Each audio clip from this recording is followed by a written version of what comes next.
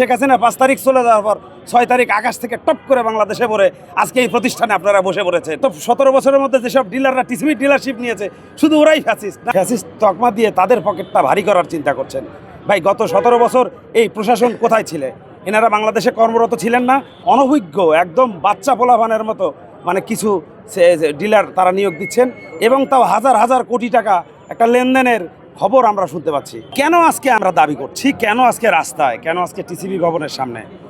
তো এইটা হচ্ছে আগে, সেই কেনটার উত্তর আগে আমি দিয়ে নেই। কেন হচ্ছে এই প্রশাসন আসলে তাদের স্বার্থ চরিতার্থ করার জন্য 2025-এর একটি নীতিমালা করে, সেখান থেকে কিছু বাংলাদেশের অল্প সংখ্যক কিছু ডিলারকে তারা আসলে নবায়ন করেন এবং পরবর্তীতে 2025-এর সংশোধিত নীতিমালা নামে একটি কালো আইন করে। সেই কালো আইনের মাধ্যমে আজকে বাংলাদেশের প্রায় 8,500 ডিলারকে ওনারা বাদ দিয়ে নতুন অনভিজ্ঞ একদম বাচ্চা পোলাপানের মতো কিছু ডিলার তারা নিয়োগ দিচ্ছেন এবং তাও হাজার হাজার কোটি টাকা একটা লেনদেনের খবর আমরা শুনতে পাচ্ছি। আসলে আমাদেরকে যে ফ্যাসিস্ট তকমা দিয়েছে, সেই ফ্যাসিস্ট তকমা দিয়ে তাদের পকেটটা ভারী করার চিন্তা করছেন। ভাই গত 17 বছর এই প্রশাসন কোথায় ছিলে? এনারা বাংলাদেশে কর্মরত ছিলেন না?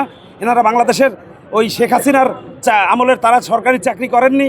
নাকি শেখ হাসিনা 5 তারিখ চলে যাওয়ার পর 6 তারিখ আকাশ থেকে টপ করে বাংলাদেশে পড়ে আজকে এই প্রতিষ্ঠানে আপনারা বসে পড়েছেন? যে কারণে আপনারা ফ্যাসিস্ট না, ফ্যাসিস্ট যারা আমরা গত 17 বছরের মধ্যে যেসব ডিলাররা টিসিবি ডিলারশিপ নিয়েছে শুধু ওরাই ফ্যাসিস্ট না ভাই। তো যাই হোক, সেই ফ্যাসিস্ট তকমা দিয়ে তাদের পকেট ভারী করার জন্য আজকে যে ব্যবস্থা করছেন সেটা আমরা হাসিল হতে দিব না। আমাদের এই 2025 ও 26 সালের যেসব টিসিবি ডিলারদেরকে অবৈধভাবে বাদ দেওয়া হচ্ছে, তাদের সাথে নবায়ন না করলে আমরা আমৃত্যু পর্যন্ত আমারও অনশনে বসে থাকবো এবং সেটা পরবর্তীতে আমাদের পরিবার সহ নিয়ে এসে এই টিসিবি ভবনের সামনে আমরা শুয়ে পড়বো। আর্থিকভাবে ক্ষতিগ্রস্ত ধরেন আমার পরিবারের, আমার এই একটি ব্যবসা, আর পাশে একটা ছোট্ট মুদি দোকান আছে, যেটা মুদি দোকানটা আসলে এই ডিলারশিপের ব্যবসা করতে হলে যেটা দরকার। তো ডিলারশিপ এবং মুদি দোকান দুটো পাশাপাশি আসলে পুরোপুরি চালানো যায় না। তারপরেও মুদি দোকানটা কোনো রকম ধরে রেখেছি শুধুমাত্র এই ব্যবসার জন্য, ব্যবসার নিয়ম নীতির জন্য। তো এই ব্যবসা যদি চলে যায় ভাই, আমাদের আসলে না খেয়ে মরা ছাড়া কোনো উপায় থাকবে না। শুধু আমরা না, আমাদের প্রত্যেকটা ডিলারদের 8 থেকে 9 জন কর্মচারী আছে যারা এই পণ্য বিক্রয়ের সাথে জড়িত, তারাও কিন্তু বেকার হয়ে যাচ্ছে। তাহলে এই দেখেন 8,000 প্লাস আমাদের প্রত্যেকটা ডিলারদের মোটামুটি কয়েক লক্ষ মানুষ আমরা আজকে বেকার হয়ে পড়তেছি।